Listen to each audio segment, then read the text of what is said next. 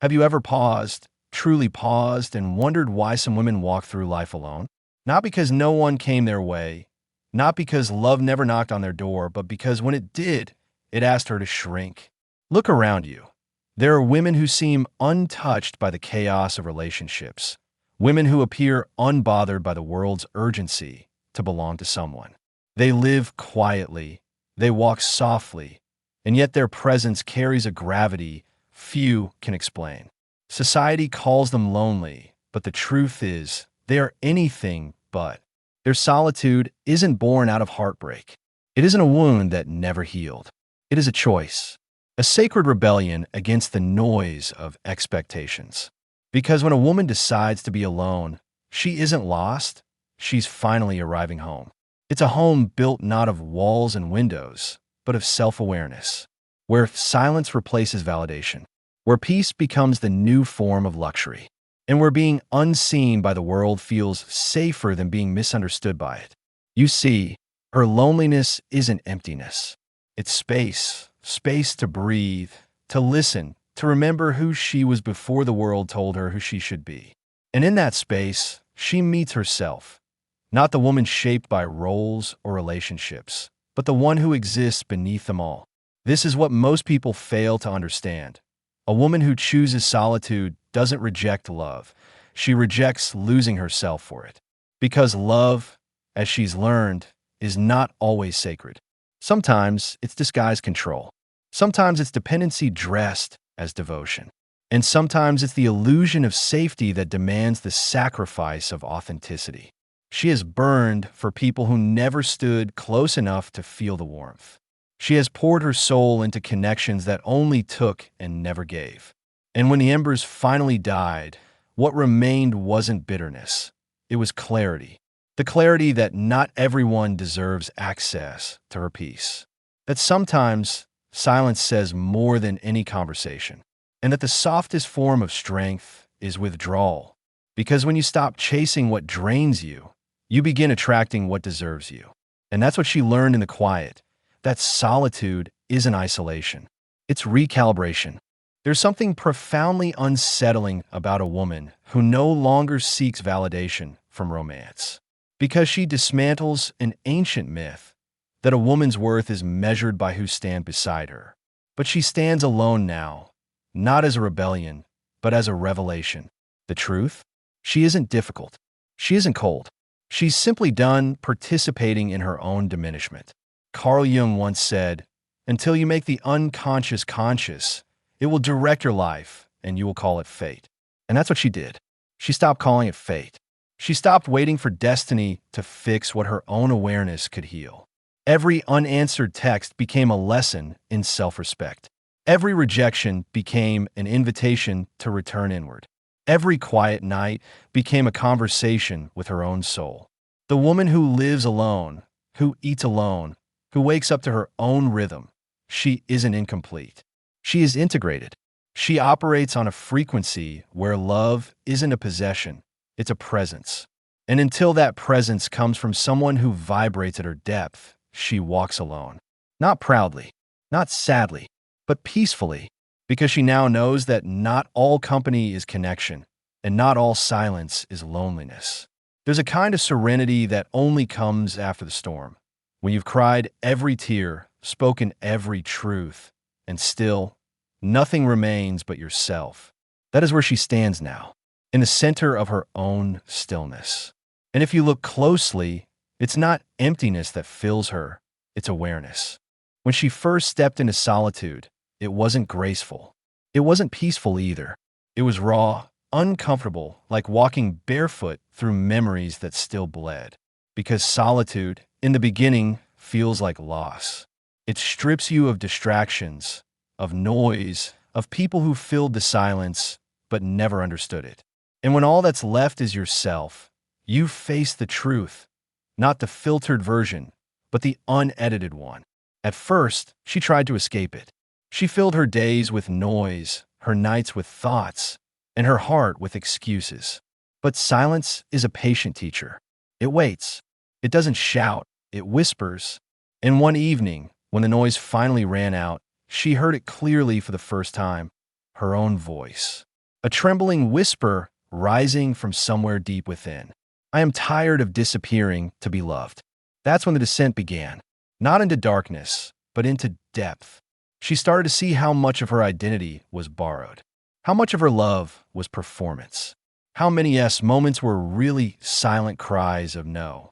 Carl Jung wrote, "One does not become enlightened by imagining figures of light, but by making the darkness conscious." That was her path, not the path of escape, but of encounter. She met her shadow, the part she'd been taught to hide, the woman who once begged to be chosen, the girl who mistook attention for affection, the caretaker who overgave to earn worth, the dreamer who dimmed her light so others could shine. For years, she thought these were weaknesses, but in solitude, she saw they were only wounds asking to be seen. She stopped running from them. She sat with them, like old friends returning after decades apart. And as she faced each one, something shifted. The sadness softened into compassion. The guilt turned into forgiveness. And the anger melted into understanding. She realized she wasn't broken. She was layered. Every heartbreak had been a chapter of evolution. Every silence, a sacred space of becoming. Every ending, a quiet beginning in disguise. It's easy to see solitude as emptiness when you've never been taught how to fill yourself. But she learned, slowly, deliberately. She learned to take herself out to breakfast, to talk to herself kindly in the mirror, to dance in her kitchen with no one watching. It wasn't about proving she didn't need anyone. It was about remembering that she already had someone, herself. In that rediscovery, she met the kind of love that doesn't fade, self-respect. It's not loud. It doesn't beg. It simply holds you steady when the world pulls at you. It whispers, "You are enough, even now." Especially now. That's when the awakening began.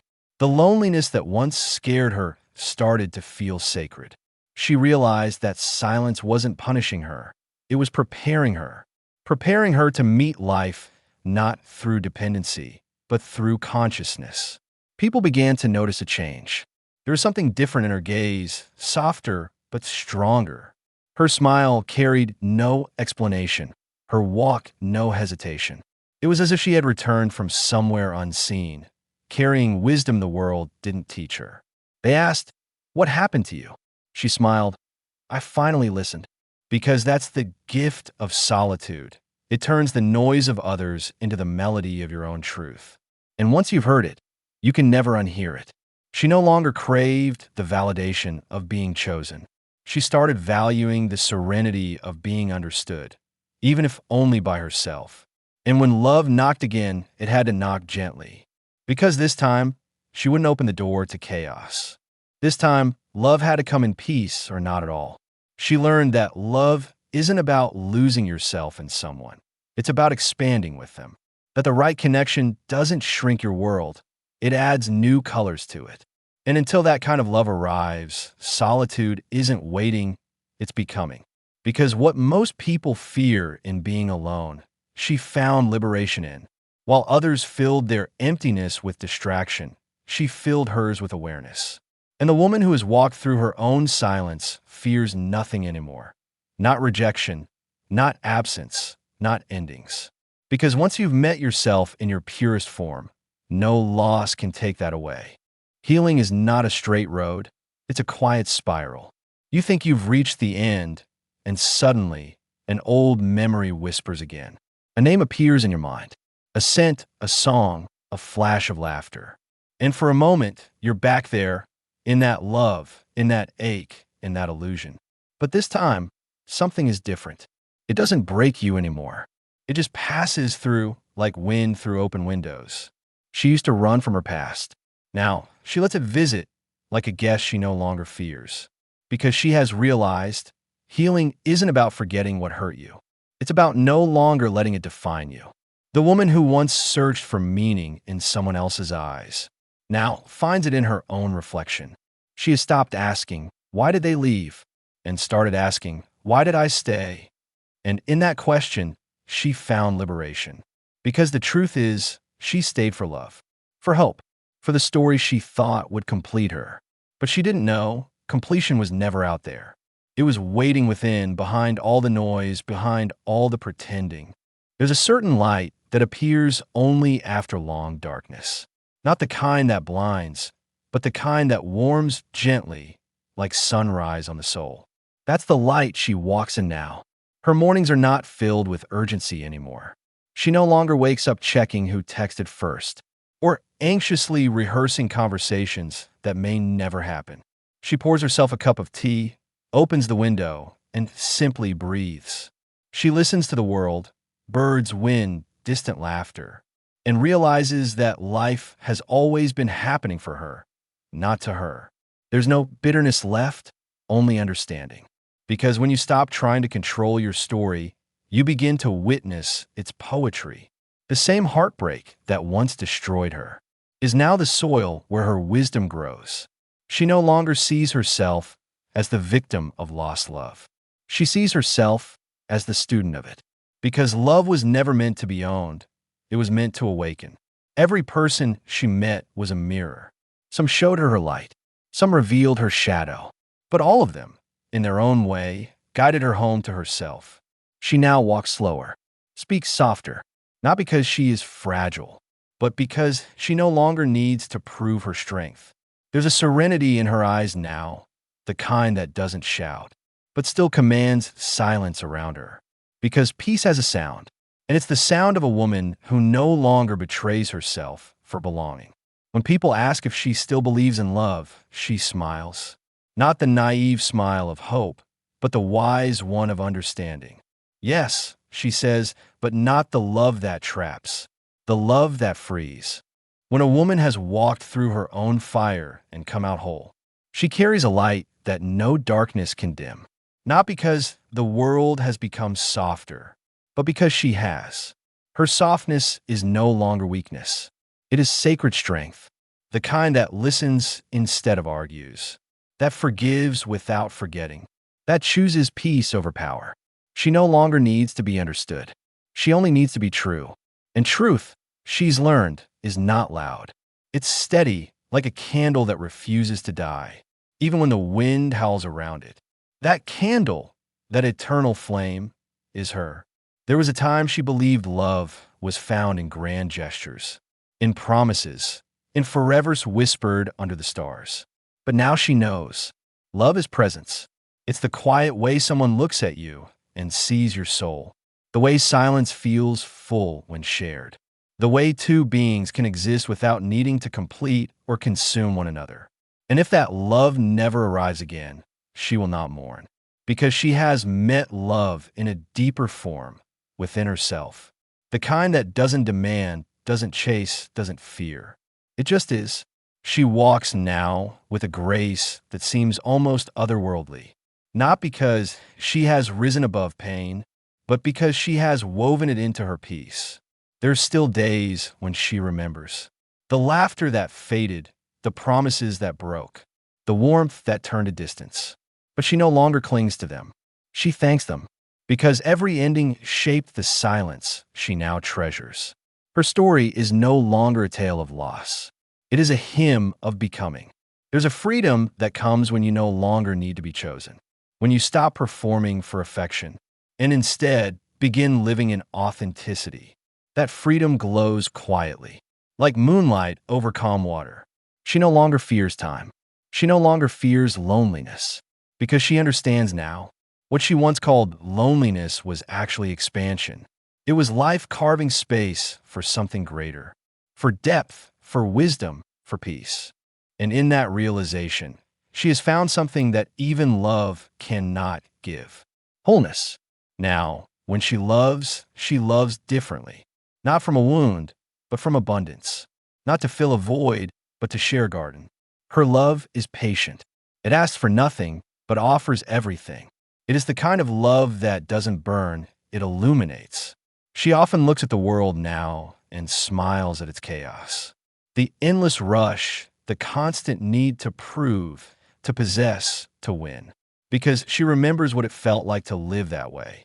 And she knows peace was never something to find. It was something to remember. Every woman carries an eternal flame inside her. Some burn wildly, some quietly, but all are divine. The tragedy is not that the world tries to extinguish it. The tragedy is that so many forget it was ever there. But she remembered, and that remembrance is her rebirth. Now, she no longer says, I'm waiting for someone. She says, I'm becoming someone. The kind of someone who no longer seeks validation from love, but gives it freely to friends, to strangers, to the earth itself. Because the ultimate purpose of love is not possession, it's transformation. And in that transformation, she has finally found home. Not in a person, not in a place, but in her own stillness. And perhaps that is what true enlightenment feels like. When the search ends, not because you found everything, but because you've realized there was nothing missing to begin with. She sits by her window now, the sky painted in the colors of dusk, and a quiet smile rests on her lips. She has lived, she has lost, she has learned. And now, she simply is unattached, unafraid, unfinished, yet completely whole. Because the woman who chose herself did not abandon love. She became it.